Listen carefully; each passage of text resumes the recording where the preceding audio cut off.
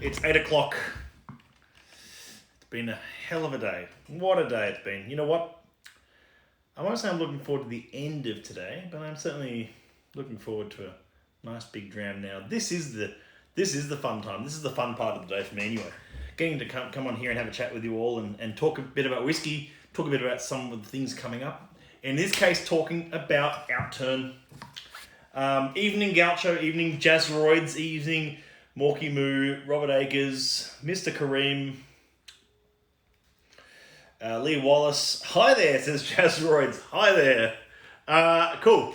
So I'm talking about Outturn tonight. Outturn, for those who are not aware, and I'm sure many of you already know, is our monthly release of bottlings. And I've spent the last few days reviewing some of them, talking about some of them, and going into a bit more depth on some of them. And I'm going to do the same again tonight for one of them.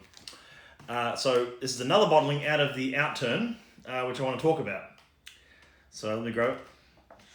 Where are we here? Now, the other night, a few nights back, I talked about Big Swirl already in quite a bit of detail. Andrew and I went live last night to our Facebook group. If you're not in the group, you can join. Facebook.com/groups/SMWS Australia. Big Swirl I talked about as well, which is the blended malt. Sold out in America in a flash, so I'm expecting it to probably be pretty popular in Australia as well. Hello from Lebanon. Good to see you. Malt Official, hope you're well, mate. Mighty fine looking April Outturn, Mr. Bailey. I really appreciate it. Thank you, Mr. Kareem. Whiskey Saurus, pictures with Tim. Hello, everyone joining in. This is great. Thank you so much. I talked about Malt of the Month, which is the other night I talked about Pirate Ship in a Storm. I'll hold that up for you to see there. I talked about Big Swirl, which I'll hold up there for you to see as well. That's coming through okay. And I also talked about a few other releases here, including Cocoa and Coal 93.120 and 55.57 last night was as well with Andrew digging up ginger. Two delicious whiskies last night. That was so much fun. 113 was tasted the other week, about a few days ago. So I've done the Attack of the Killer Florists. That was on a stream from a few days ago, so you might want to check that out on the YouTube channel. 112 I'm not going to be reviewing, only because there's only 12 bottles available, and I want to make sure they're all available for members. So if I open one, that really only leaves 11. So I'm just going to leave that one for members, and it's a 112. It's one of my favourites. I wish I could open it, but I'm going to leave that one just for members. However, tonight, I have got a little bit left of 12.32. Just here, Garden Centre Conspiracy Theories. Conspiracy Sweeties. Long day. 12.32 in the spicy and sweet flavour profile there. Hold that one up so you can see it. Corinda joined, good to see you. Not a new brand, Corinda, just a new cask that we've not featured yet before. Hope that came through okay. I'll buy the open bottle. I need a Battle Axe to complete my collection, Ambassador. I don't think we have any Battle Axe left, Gaucho. It was pretty popular on mid-month offer. If you didn't grab one then, I'm sorry. I'll have a look. I'll have a look in our warehouse for you, but I'm doubtful. 12.32. I've got an open order here. I've got one dram left in the bottle. So I'm going to pull that out. And maybe someone to my table as well, it looks like. Here we go. Don't need that at the moment. Look at the colour on that. That's got actually quite a rich hue to it. Quite a rich golden colour to it. And that's really exciting. Ooh, Garden Centre indeed. Okay, let's talk about Distillery 12. Let's talk about this whiskey. Thanks, he says, good, yes. Nice t-shirt, where can I buy this? Do you speak whiskey? We've got some Society t-shirts. These are the old ones. We've got some new ones coming, so keep an eye on the website. We'll make a big song and dance when they come out. These are the ones with the current logo, but we've got the ones with the new monogram coming, which we're working on. There's actually two t-shirts we're working on.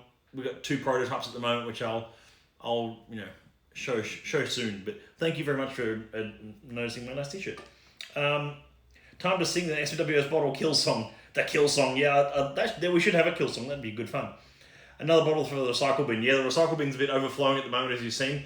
I've had a whole bunch of part bottles killed off in the office, which has been a huge relief. Lots of Society bottles often sitting in here with one dram left in them, or 2 drams. And in this case, 1. So I'm going to enjoy that. So 12.32, I'll pop that there for you all to see. Is from a distillery called Ben Riach. Now, Ben Riach Distillery is now part of the Brown-Forman conglomerate company, whatever you want to call it. So Brown-Forman is a US company that owns Jack Daniels, and which is what they've really formed their bread and butter off. But they also have a few Irish brands and a few tequilas and a few gins and other things like that. The brands of which I could not tell you immediately off the top of my head. But I know that they have a whole range of things like that. But their real bread and butter is Jack Daniels, and Woodford Reserve and Old Forester are the three bourbons that they have. And of course, they also have Slane Irish whiskey, but they also have 3 single malt distilleries now as of about 3 years ago when they bought Glendronach, Glenglassaugh, and Benriach. Now, yeah, longest closed distillery. That's true. Benriach was closed for a fair length of time. I think it was actually 85 years or 65 years, something like that. I looked it up a while back. The exact number escapes me at the very moment, but I'm not going to talk stats too much tonight. I'm going to talk about flavour and a little bit about the distillery.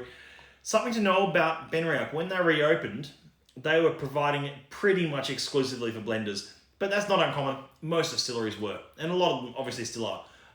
Because blended whiskey is still the majority portion of how whiskey is consumed around the world. They were providing whiskey for blenders, and a lot of what they filled into was pretty tired wood. So if you do find yourself a bottle of Benriach 10, for instance, that was from the 90s, which had the really computerized looking box, the black and white box with Benriach and then 10 written in the middle. If you find one of those kicking around, you should pick it up. They're good fun. They're not particularly good whiskies. They were very much, Benriach was known for the fact that they pretty much exclusively filled into refill. Now when I say refill barrels, refill hoggies, etc., because it was cheaper to do so and it was just for blending.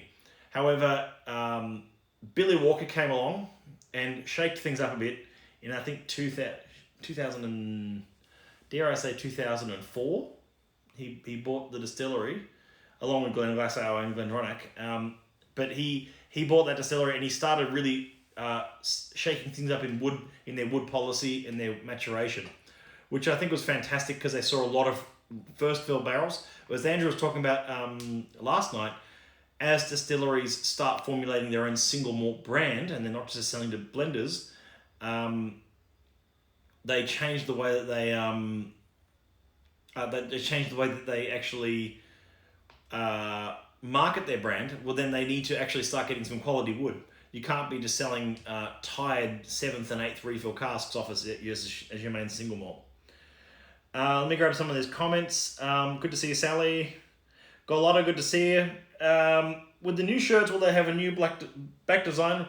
Keen for the new designs. I can't say yet. We're working on 2 prototypes, Cal, but there's going to be a whole new design coming. What is the price of that whiskey? Good question. 12.32 is a 9-year-old first fill bourbon barrel, smack bang in the middle of the Billy Walker era, and it's in out turn for $150. I'll hold that up so you can see it. I don't know if that's coming through. I see a delayed version of what you see. No, I see the same version you see, but it's delayed just like mine, so I don't know if that's coming through okay. I'll hold that up once more. It didn't look like it showed really nicely there. But $150 in out turn there, so there you go. $150 for a 700ml bottle of single cask strength first fill Speyside whiskey. I think is actually quite good. So let me grab some of these comments coming in. What else have we got here? Robert Akers, Team Refill. Hashtag Team Refill, absolutely. Paper or plastic, the debate continues. I voted paper. Oh, you voted C, deputy. The younger 12s are super vibrant in the first fill. Yeah, this is a 9-year-old whiskey, but it's not young for a first fill, if that makes sense. That'd be young for a second fill or a by young I mean not under matured, but a young whiskey. But for a first fill whiskey, it picks up so much of the tannins and so much of the wood influence on the first fill.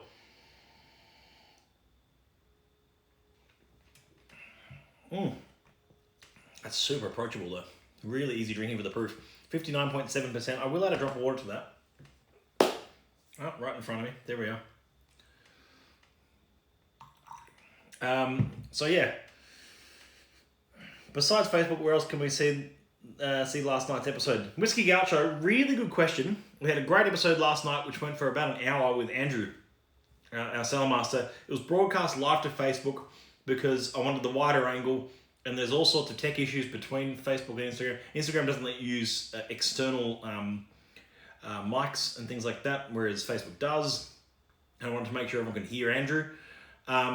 Anyway, tech issues aside, at the moment, Facebook's still being a bit buggy on their new platform. So if you try and download the video, it doesn't actually let you. So I'm going to look at using a third-party plugin to download, extract that video and audio, and I'll put it up on our YouTube channel. It might take me a day or two, but I'll get there.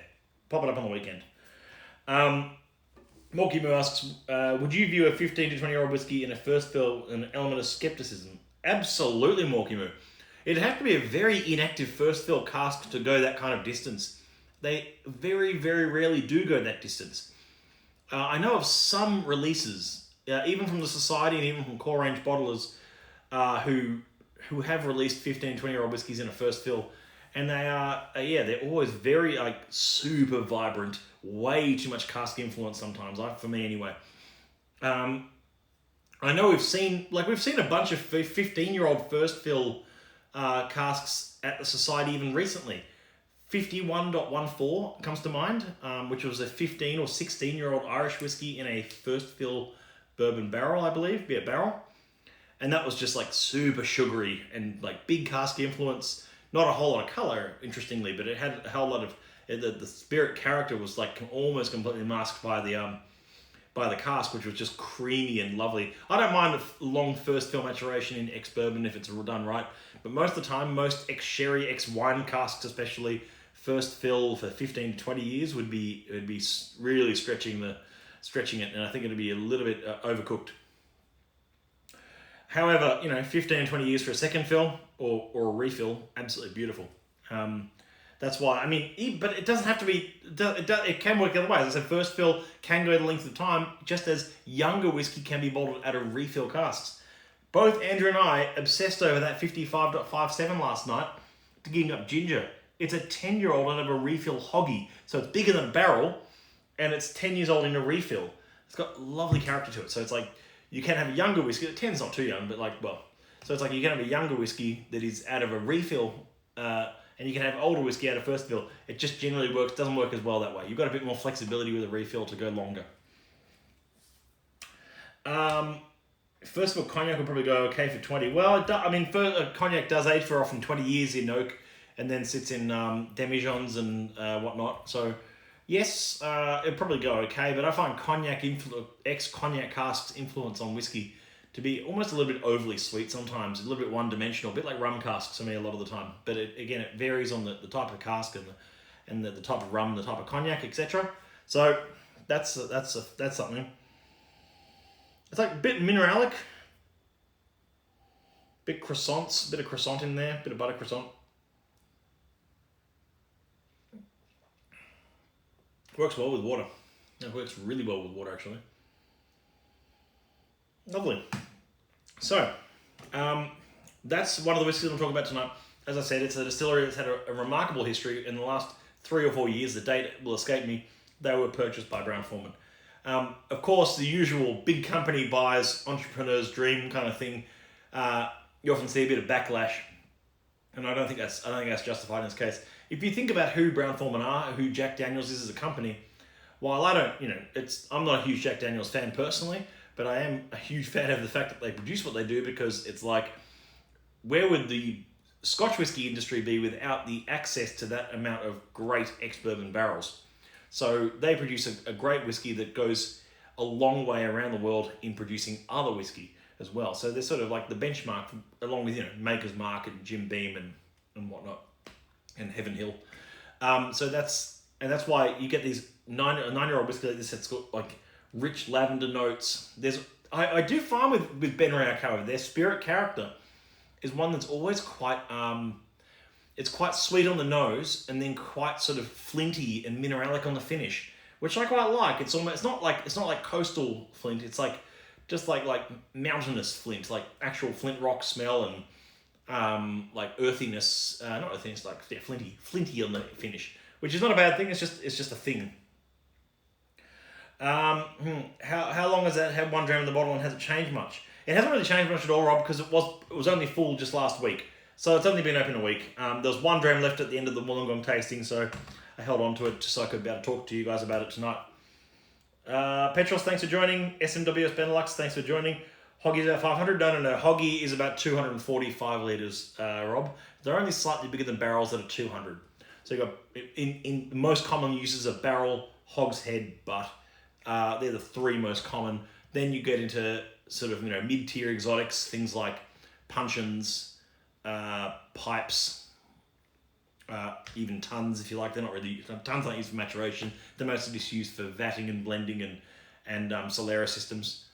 And then you've got even stranger things, of course, like Kildurkins and blood tubs and things like that, which are all tiny little casks. And even more exotic things like Bota Cortas, which you don't see much of anymore. They weren't even that much in use. Bota Cortas is a Spanish style of cask, which is roughly translates as short boot, as in like a boot. So short boot, which means it's basically a sherry butt that's been squashed on the lids, so it turns into almost a cube. Very cool looking casks, actually. But yeah, there's all sorts of casks out there. There's, probably more than 3 or 4 dozen different size classifications for casks, which is very cool. Not all of them are recognized, of course. Some of them just got nicknames, but it's very cool, like to see things in. I'm not anti small cask. I'm just anti the way that they're used, if that makes sense. But I'm a huge fan of barrels, hoggies, and butts are the three most common for good reason. They're accessible, they are usable, and they've got refill quality. Sorry, that's probably a bit of a long-winded answer. Is the length of Whiskey Steins asked, is the length of time in sherry or wine or whatever was in the cask prior important? Oh, is it the length at the time that sherry or wine whatever in the cask important? Yes, it is. If you've got a cask that was seasoned for 3 months versus a cask that had been sitting in a a sherry cask that had been sitting in a sherry systema, a Solera system for 20, 30, 50, 80 years, they're very, very, very different casks. Not for better or for worse, either way. That's the thing. They just impart different flavours.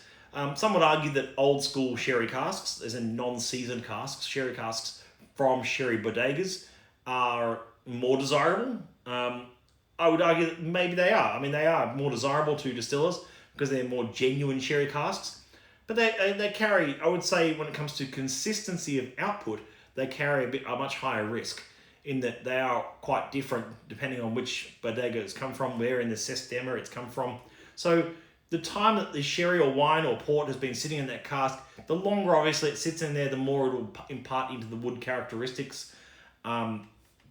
Some seasoning houses season for 9 months, some season for 6 months, I've heard, some season for 3 years. So it's sort of like, and most casks these days are seasoned casks, that's the way the industry goes.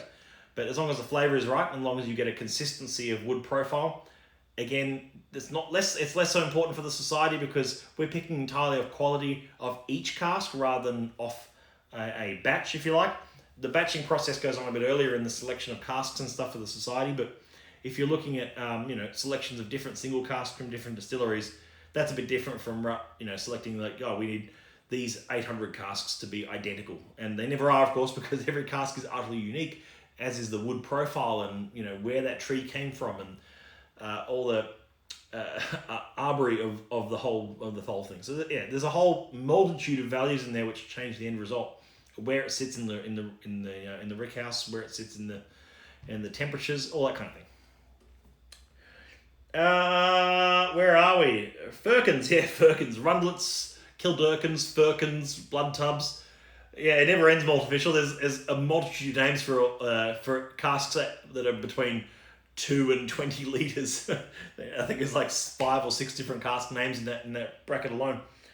Fits in a Lagonda. Yeah, well, yeah, exactly. It doesn't fit in a Lagonda. The cask that Pip Hill, the thing that Robert is referencing there is that it fits into a Lagonda. Pip Hills famously took his quarter cask of Glenfarclas and managed to squeeze it into a Lagonda. I think he used a trailer for the second time he did it, but the first time was on top of the car. I've got to go back to the book and read it. Whiskey Steins. We had a good chat about sulfur the other night. So Whiskey Steins asks, what's the deal with sulfur that everyone badmouths in sherry casks? In a nutshell, and I'll go over this again tonight, in a nutshell, you've got spirit sulfur and you've got cask sulfur. Spirit sulfur is generally considered to be desirable. Cask sulfur is generally considered to be undesirable. However, there's exceptions to that, and there's also the fact that it's only like 1 in 10 people can identify cask sulfur to begin with. So if you have a blind spot to it on your palate, I envy you. That's fantastic. If you do, however, pick up on it, that's okay as well. And it's not, it doesn't give you an advantage. In fact, most of the time, it gives you a disadvantage. It's the way that the casks are treated in the treatment process using sulfur candles, which actually makes the casks have a sulfurous odor to them, and they impart that into the spirit, which creates this bad sulfur. So good sulfur is things like cured meats. As I talked the other night about this, like cured meats and old railway smells and coal and things like that. Whereas bad sulfur is things like rotten egg and BO kind of smells, and it has a lot to do with the different phenols as well that you get out of those aromas as well, which is why it's so complex. But you get there's a lot to go over there. I'll do a whole dedicated night on that at one point. But that's the kind of thing, is interesting, but you only generally get it out of sherry casks. You'll never get it out of an ex-bourbon barrel. All hail the bourbon barrel. They are the king of casks. And without them, we'd all be stuffed. And we'd all be drinking whiskey out of wine casks, which is blasphemy within itself. No. Look, there's a time and place for wine casks. I'm not particularly fond of many wine cask whiskies I've had. And that's quite a few. Even each week I get to try different things, but wine casks for me are often a little bit sort of just too much wine influence. And I know I'm probably talking on a local level at the moment, but just in general, they're good for a finish. They're good for an additional maturation sometimes. They add another element. You know what? Actually, I bought a society bottle just at the end of last year. 46.69 Ruby Booze Day it was called. It was a 20-year-old from Distillery 46. I bought a personal bottle for myself. It was 17 years in ex-bourbon, 3 years in an ex-red wine hogshead. I expected not to like it when I first tasted it. And when I tasted it, I went, that is an example of a wine cask whiskey done right. So there's perfect examples of that out there, but they're often abused. Couldn't they use a sulfur replacement? They probably could, Carl Carlington. That's a really good question. It might not get the same result. I'll have to dig into that a bit more for you. Baggy Whiskey Sec. It's Chrissy joined. Blackwood Studios joined. Did you not like to Taste as Hell? That was an ex-wine cast. Did you not? I did like to... Tasty as Hell. 11.38, I think the code was on that. That was quite... I liked that because the wine cask didn't overwhelm the spirit. What I liked about that, however, was it tasted like whiskey apple juice. I don't know how that happened. Like there was a prominent red apple juice note in that whiskey, and I still remember that. I wish I'd picked one up for myself, a bottle of that. That was lovely. Ruby Booze Day was fantastic. It was like I love 46s though. It's such a Distillery 46 has often quite a grassy profile to the spirit, which I love, especially older 46s. But even the younger ones have got a meringue kind of note to them as well. Anyway, fantastic.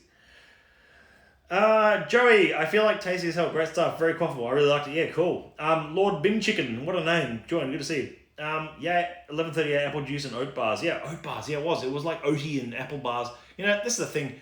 You never taste a whiskey like that from the core range. That's the thing I love most about the society, is being able to dig into distilleries that you don't normally see, if any, core range from. B, even some indie bottlers of them are just sort of like, well, here's a 12-year-old bourbon barrel, and you're like comparing it to sort of a 12-year-old core range bourbon cask. It's like, imagine getting something that's a 13-year-old ex-wine cask that tastes like oat bars and apple juice. Just weird stuff that challenges your palate, challenges your flavour spectrum, and actually keeps it really interesting. I love that kind of stuff though. Did you say ruby? I did say ruby as a fin. Was that okay? Was that okay? Okay.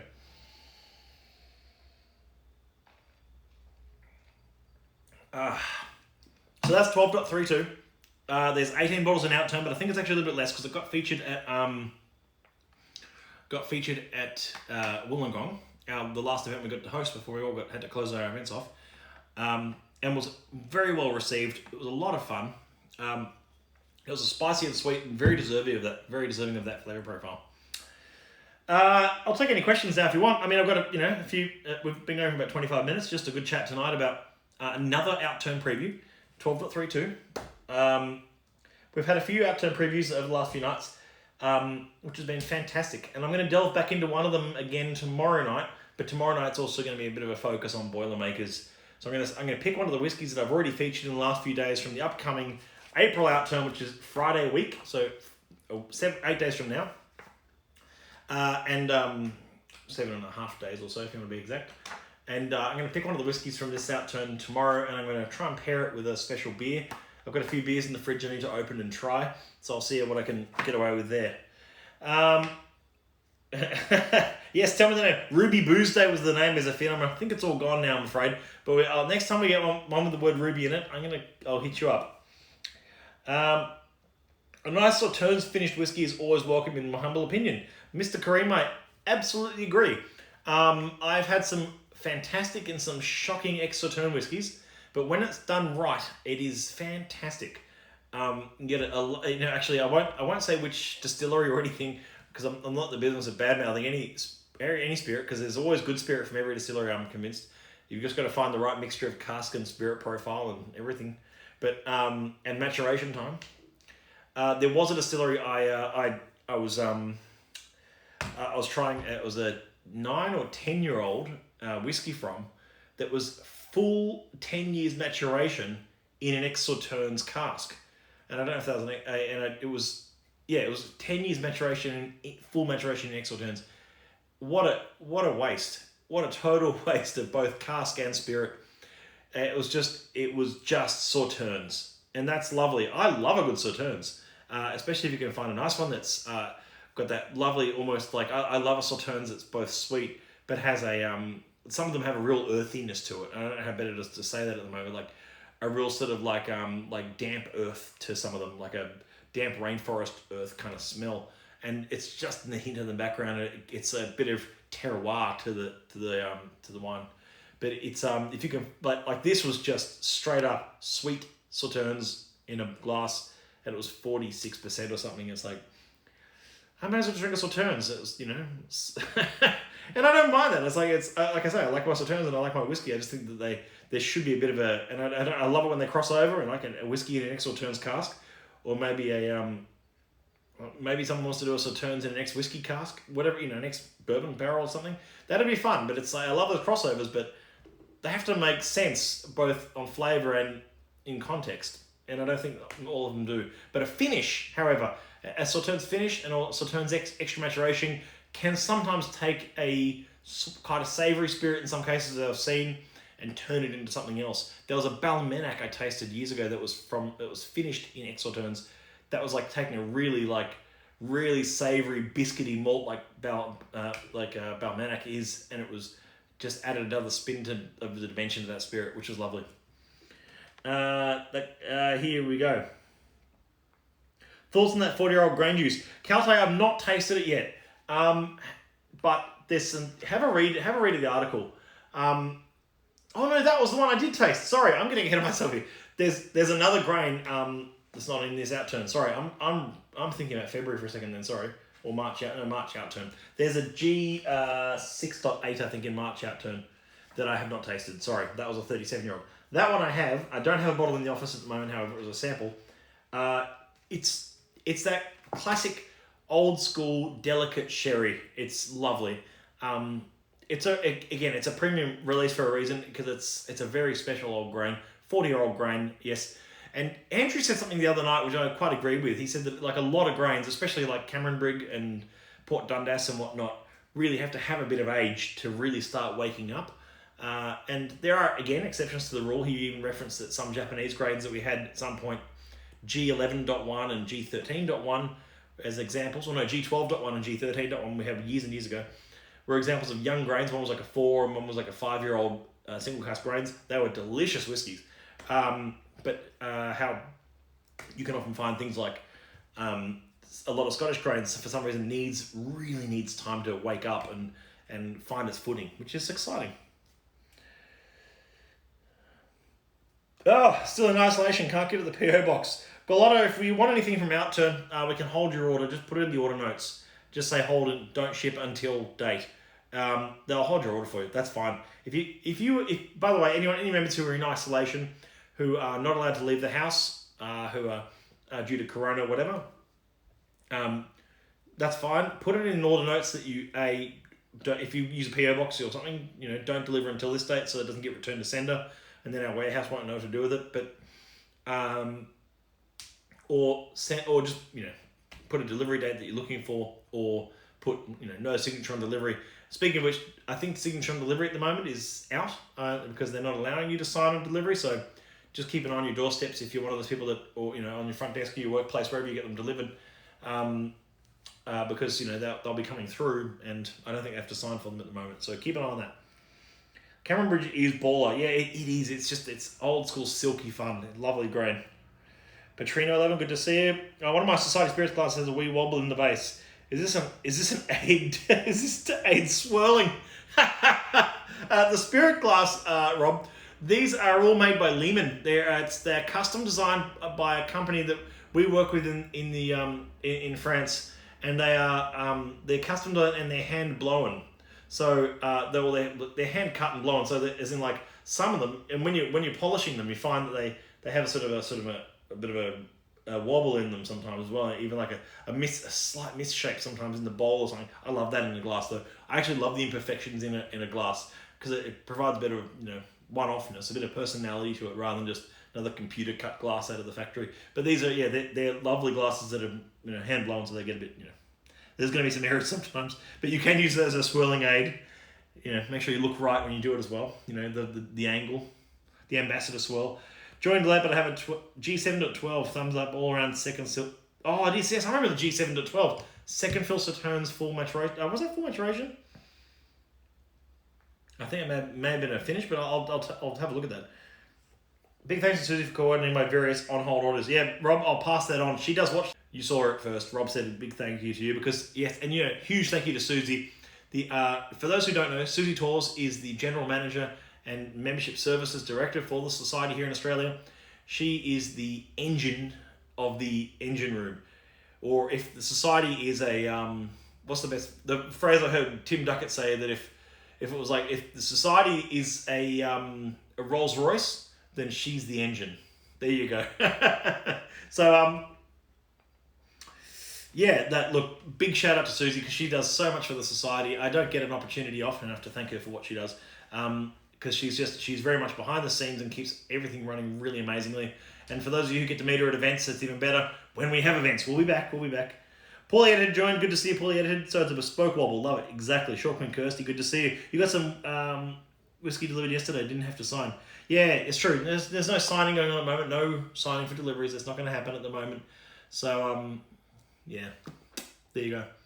Look, that's enough Q&A for now. Thank you, really thank you everyone for tuning in every night as we've been doing these, and some afternoons, and some special guests with Andrew last night. And I'm going to keep the special guests to a minimum at the moment for obvious reasons. I don't want to have too many people in the stream, too many people, social distancing. That's all I'm going to say. That's all I'm going to leave for tonight. Really appreciate you all. Get her on the stream. I don't like my chances, but I'll ask. Thank you again for everyone tuning in. I'll see you all tomorrow for Friday drinks. Looking forward to it. Tomorrow night's theme is one of the out-term bottlings that we've already featured, paired with a beer. So we're going to try Friday Boilermaker because it's Friday. Why not? Have a great Thursday evening. I'll see you soon.